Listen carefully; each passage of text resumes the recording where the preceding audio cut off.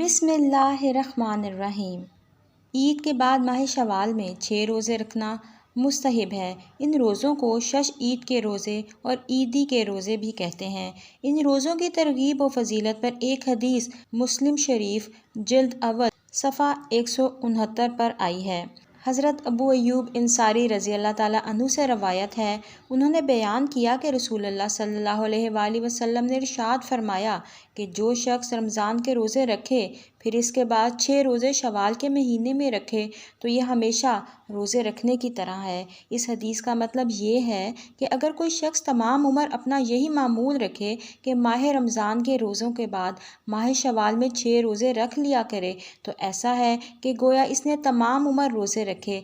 ورنہ ایک سال میں یہ عمل اگر ایک بار ہو تو سال بھر روزے رکھنے کا ثواب ملے گا، کیونکہ اللہ کا قانون یہ ہے۔ ترجمہ: جو ایک نیکی کرے گا وہ 10 گنا ثواب پائے گا۔ جیسے 5 وقت کی نماز پڑھنے سے 50 وقت نماز پڑھنے کا ثواب ملتا ہے، اسی طرح ماہ رمضان کے روزوں کا ثواب 10 ماہ کے روزے رکھنے کا ہوا، اور 6 روزے رکھنے کا ثواب 60 دن یعنی 2 ماہ روزہ رکھنے کا ہوا۔ اس کا مطلب یہ ہوا کہ شوال کے 6 دن کے روزے کا ثواب 12 ماہ یعنی 1 سال روزہ رکھنے کا ملے گا، اور اگر تمام عمر اس عمل کو جاری رکھا یعنی ہر سال 1 ماہ رمضان اور 6 دن شوال کے روزے رکھے جائیں تو تمام عمر روزہ دار رہنے کا ثواب ملے گا۔ شارح مسلم امام نووی شافعی رحمۃ اللہ علیہ اس حدیث کی شرح میں لکھتے ہیں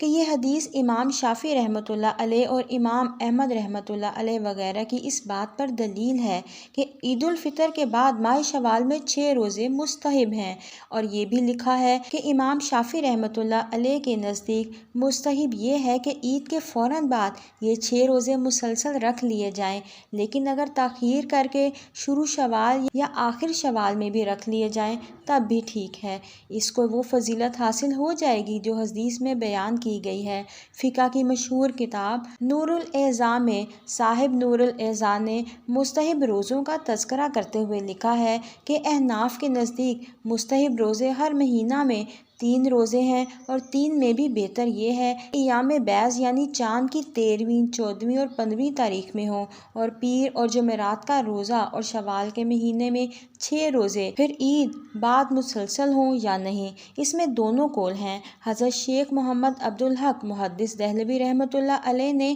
لمعات میں لکھا ہے کہ شوال کے مہینے 6 روزے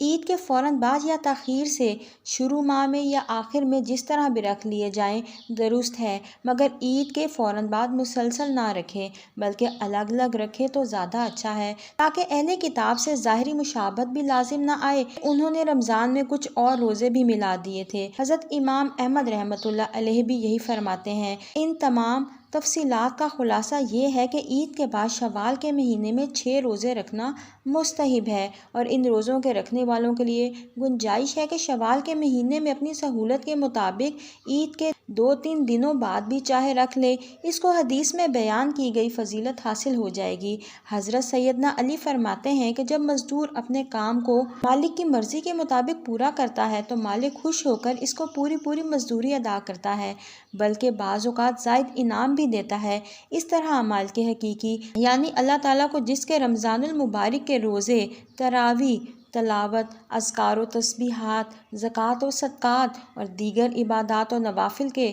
مجاہدے پسند آ گئے، اللہ تعالیٰ اس مومن کو ان اعمال کا پورا اجر و ثواب عطا فرماتا ہے، اور عید کے دن بطور انعام اس کو مغفرت اور بخشش اور دنیا اور آخرت کے بعد دعاؤں کی قبولیت کے تحفے عنایت فرما کر اس کے لیے تقویٰ والی زندگی کے فیصلے فرما دیتا ہے، اور نیک اعمال کی توفیق عطا فرما کر اس کو لباس تقویٰ سے مزین اور آراستہ فرما دیتا ہے، کیونکہ رمضان روزوں کا دنیا میں ملنے والا پھل اللہ تعالیٰ نے تقویٰ ہی قرار دیا ہے۔ ارشاد ہوتا ہے، اے ایمان والو، تم پر روزے فرض کیے گئے ہیں جیسے تم سے پہلے فرض کیے گئے تھے، تاکہ تم متقی بن جاؤ اور دوزخ سے بچ جاؤ۔ لہٰذا رمضان کے بعد اگر روزہ دار کی زندگی میں انقلاب صالحہ پیدا ہو گیا، یعنی وہ پہلے متقی اور پابند نہیں تھا اور رمضان کے بعد وہ پرہیزگار اور دیندار ہو گیا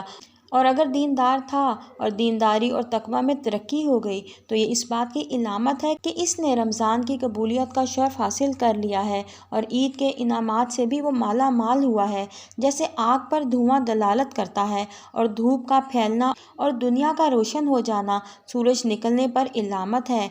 بالکل اسی طرح نیک اعمال اور اچھے کاموں کی توفیق مل جانا اس امر کا پھل ہے۔ اس بات کی کھلی نشانی ہے کہ اس بندہ مومن پر خدا کی رحمت متوجہ ہوئی اور اس کے گناہوں کو معاف کر کے اس کو جہنم سے آزادی نصیب ہو گئی، اس کی مغفرت اور بخشش ہو گئی۔ مشائخ کا قول ہے کہ اگر ایک نماز کے بعد دوسری نماز کی توفیق ہو جائے تو یہ پہلی نماز کی مقبول ہونے کی علامت ہے، بلکہ اسی طرح اگر رمضان کے بعد دوسری عبادت کی توفیق نصیب ہو جائے تو رمضان کے مقبول ہونے کی علامت ہے اور عید کی برکتوں سے فیض یاب ہونے کی نشانی ہے۔ اللہ تعالیٰ کا ارشاد ہے، ترجمہ: اور جو لوگ اپنی رضا کے لیے محنت کرتے ہیں ہم ان کو اپنی راہوں پر چلنے کی ہدایت اور توفیق دیتے رہتے ہیں۔ اور جو لوگ ہماری رضا کے لیے محنت کرتے ہیں ہم ان کو اپنی راہوں پر چلنے کی ہدایت اور توفیق دیتے رہتے ہیں۔ یہ بات اپنی جگہ پر ٹھیک ہے کہ رمضان میں زیادہ عبادت کا اہتمام تھا، تراویح کی 20 رکعات تھیں، اب رمضان کے بعد وہ نہیں تو دیگر نوافل ہیں۔ بعض بزرگوں نے فرمایا کہ اگر عشاء کے وتر سے پہلے چند رکعات صلاۃ اللیل کی نیت سے پڑھ لیں تو پڑھنے والا تہجد کی برکت سے محروم نہیں ہوتا، اور یہ ایک حدیث سے بھی ثابت ہے کہ عشاء کے فرض کے بعد جو نفلی طور پر پڑھی جائے وہ لیلۃ اللیل یعنی تہجد میں شمار ہو گئی۔ اسی طرح رمضان میں تلاوت کی مقدار زیادہ تھی، اب اتنی نہیں تو کچھ کم ہی صحیح، لیکن رمضان المبارک کے بعد تمام معمولات کو یکسر ختم کر دینا صحیح نہیں، بلکہ اللہ سے تعلق برقرار رکھنے کے لیے نفلی عبادتوں کا اہتمام رمضان کے بعد بھی ہونا چاہیے۔ اسی طرح معاشرے میں پھیلے ہوئے ہر طرح کے گناہوں سے بچنے کا اہتمام بھی کریں۔ دعا کے بارے میں اللہ تعالیٰ نے فرمایا ہے کہ رمضان کے بعد یہ مت سمجھنا کہ اب دعا قبول نہیں ہوگی، بلکہ جب تک تم اخلاص کے تمام اور دعا کے آداب کے ساتھ دعا مانگو گے تو انشاءاللہ دعا قبول فرمائی جائے گی۔ گویا رمضان المبارک کے بعد ایک لائحہ عمل کی طرف اشارہ فرمایا۔ اللہ تعالیٰ اپنے رحم و کرم سے اور اپنی رحمت سے ہم سب کو ان ہدایات پر عمل کرنے کی توفیق عطا فرمائے، ہم سب کو رمضان کے روزے رکھنے کی توفیق عطا فرمائے اور ہمارا پورا رمضان اپنی بارگاہ میں قبول و منظور فرمائے، آمین۔